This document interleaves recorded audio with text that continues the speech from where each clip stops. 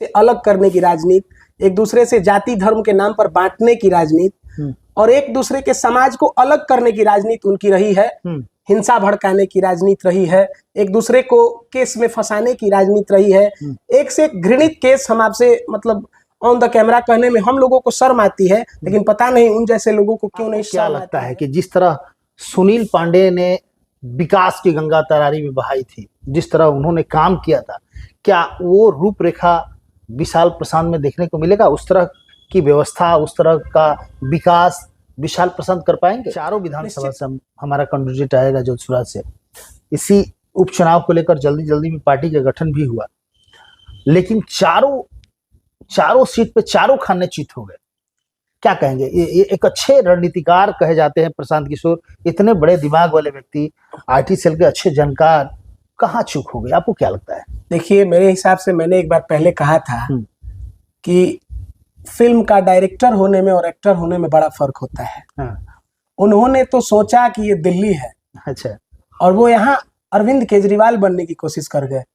और ये बिहार की जनता है, यहाँ बिहार की जनता सब समझ रही है।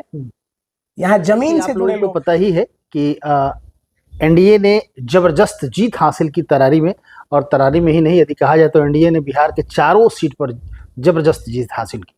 लेकिन चर्चा का विषय बना हुआ था तरारी का उपचुनाव। तरारी के उपचुनाव चर्चा का विषय इसलिए बना हुआ था कि सुनील पांडे के लड़के विशाल प्रशांत वहां से चुनाव लड़ रहे थे, और प्रशांत किशोर की भी चर्चा वहां पे हो रही थी कि प्रशांत किशोर का भी वहां से कोई कैंडिडेट जनसुराज का चुनाव लड़ रहा है। तो एक बहुत ही अच्छे रणनीतिकार के रूप में प्रशांत किशोर जाने जाते हैं। तो कहीं ना कहीं उनकी चर्चा होती थी, तो लोगों को लग रहा था कि शायद कुछ बदलाव हो, शायद कुछ अजूबा देखने को मिले। हालांकि कुछ देखने को मिला नहीं। एनडीए ने जबरदस्त जीत हासिल की।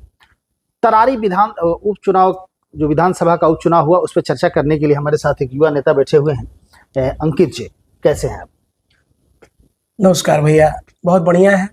आप लोगों की कृपा से, प्रभु के आशीर्वाद से सब बढ़िया चल रहा है। अंकित जी, क्या कहेंगे? सबसे पहले तो हमारे समृद्धि न्यूज चैनल में आपका स्वागत है। तमाम दर्शक आपको इस वक्त देख रहे हैं। बहुत बहुत धन्यवाद भैया, और आपके चैनल को देखने वाले तमाम जनता जनार्दन को मेरी ओर से प्रणाम, नमस्कार। अंकित जी, क्या कहेंगे? तरारी उपचुनाव जो हुआ विधानसभा का, एक जबरदस्त जीत एनडीए ने हासिल किया। सुनील पांडे के जो लड़के विशाल प्रशांत हैं, पहली बार चुनाव लड़े और पहली बार में ही विधायक बन गए। पहली बार में ही एक जबरदस्त जीत हासिल की, जनता का दुलार प्यार मिला। चूंकि आप भी एक युवा नेता हैं, युवाओं के बीच रहते हैं, क्या कहेंगे? इतनी बड़ी जीत का श्रेय किसको आप देंगे?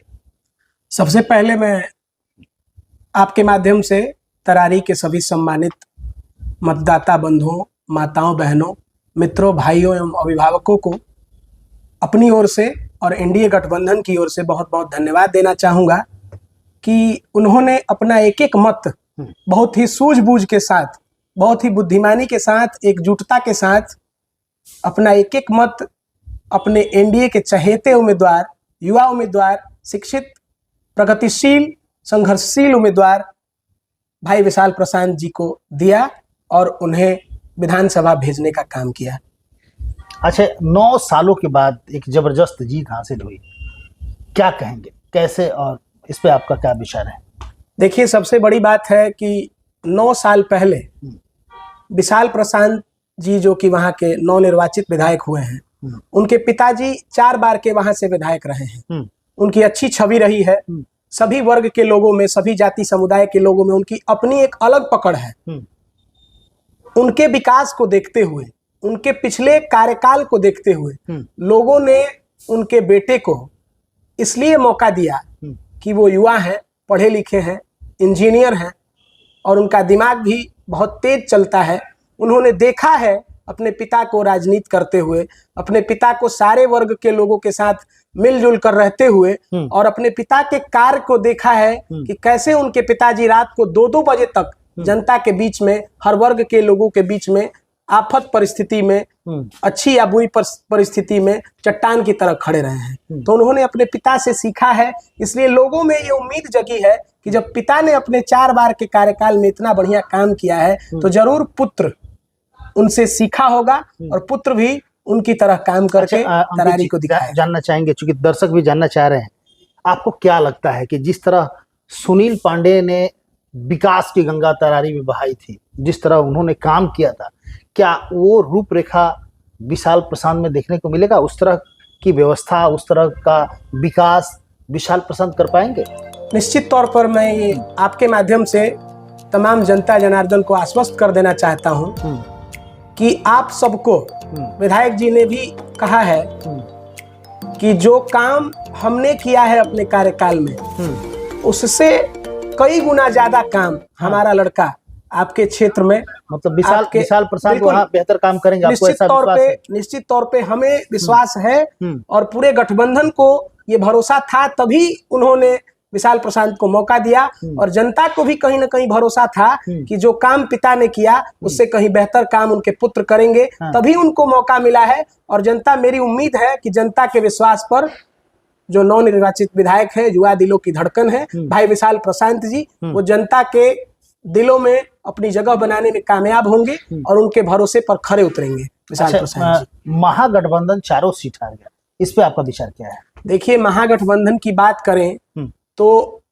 उनको जहां तक लगता है कि अपनी राजनीति का स्टैंड बदलना होगा मेरे हिसाब से, क्योंकि उन्होंने जो राजनीति किया है आज तक बिहार में, एक दूसरे से अलग करने की राजनीति, एक दूसरे से जाति धर्म के नाम पर बांटने की राजनीति और एक दूसरे के समाज को अलग करने की राजनीति उनकी रही है, हिंसा भड़काने की राजनीति रही है, एक दूसरे को केस में फंसाने की राजनीति रही है। एक से एक घृणित केस, हम आपसे मतलब ऑन द कैमरा कहने में हम लोगों को शर्म आती है, लेकिन पता नहीं उन जैसे लोगों को क्यों नहीं शर्म आती है कि अच्छे अच्छे लोगों को उन्होंने बलात्कार जैसे इल्जाम में और ST SC जैसे घृणित इल्जामों में उन्होंने अच्छे अच्छे लोगों को गलत तरीके से फंसाने का काम किया है।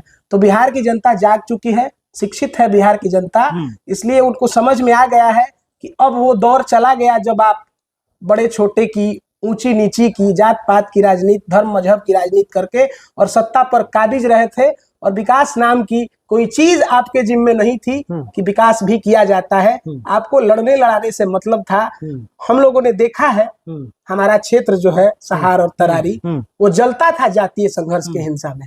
लगभग 15 साल संघर्ष की लड़ाई रही थी और वो तत्कालीन सरकार, 90 की सरकार, अब हम नाम नहीं लेना चाहेंगे, सब लोग जानते हैं, इसको जंगल राज कहा जाता था। कारण यह था कि बड़े छोटों की लड़ाई में उन्होंने भरपूर फायदा उठाया और अपनी सरकार को बखूबी चलाया, ध्यान भटकाया, आम जनता को विकास से कोई मतलब नहीं रहने दिया और अपनी राजनीति अगली पिछड़ी की लड़ाई में यदि हम बात करें प्रशांत किशोर की, क्योंकि प्रशांत किशोर जब उपचुनाव का घोषणा किए कि हम चारों विधानसभा उपचुनाव जो हो रहा है, चारों विधानसभा से हमारा कैंडिडेट आएगा जोधपुर से, इसी उपचुनाव को लेकर जल्दी जल्दी में पार्टी का गठन भी हुआ, लेकिन चारों सीट पे चारों खाने चित हो गए। क्या कहेंगे? ये एक अच्छे रणनीतिकार कहे जाते हैं प्रशांत किशोर, इतने बड़े दिमाग वाले व्यक्ति, IT सेल के अच्छे जानकार, कहाँ चूक हो गए? आपको क्या लगता है? देखिए, मेरे हिसाब से मैंने एक बार पहले कहा था कि फिल्म का डायरेक्टर होने में और एक्टर होने में बड़ा फर्क होता है। उन्होंने तो सोचा कि ये दिल्ली है, अच्छा, और वो यहाँ अरविंद केजरीवाल बनने की कोशिश कर गए, और ये बिहार की जनता है। यहाँ बिहार की जनता सब समझ रही है, यहाँ जमीन से जुड़े लोग हैं और यहाँ पहले से लेके आज तक एक से एक रणनीतिकार और राजनीतिक व्यक्ति हुए हैं और सबको कहीं ना कहीं मुंह की खानी पड़ी है।